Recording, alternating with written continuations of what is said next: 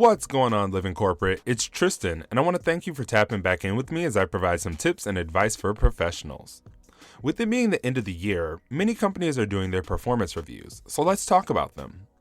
We initially talked about annual reviews on tip number 22. You can go back and listen to the basics. However, in short, I mentioned how to better prepare yourself for your self-assessment by keeping better records of the results you've created, your achievements, and any recognition you received. Remember, utilizing this information can help make a case for a raise or even a promotion. With the pandemic being a significant factor in our work experiences this year, I want to discuss a couple of things to remember for your self-assessment.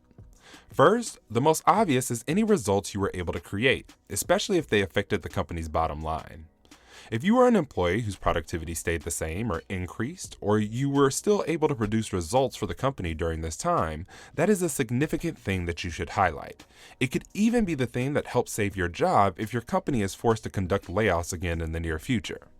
Next, if you help with your company's COVID work from home or back to office transitions, make sure to list it. Since the pandemic forced many companies to make that shift quickly, if you help to ensure that process was smooth, it could work in your favor. From helping with policy or virtually onboarding a new hire to training team members on new collaboration tools and picking up extra work when a coworker got sick, make sure to document all of that in your self-assessment. The last thing I'll mention is to list any significant employee resource group involvement. We all know about the uprising that had companies quaking in their boots and releasing statements about and pledges to diversity, equity, and inclusion. Well, in many companies, a large majority of that work has fallen in the hands of these employee resource groups.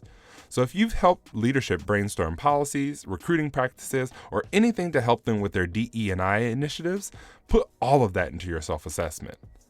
While it is always important to advocate for yourself during your performance review, with the financial constraints many companies and organizations are feeling right now, it's even more critical. Take some time to reflect on everything you've done at work this year so you can highlight the value you bring to your company. Thanks for tapping in with me this week.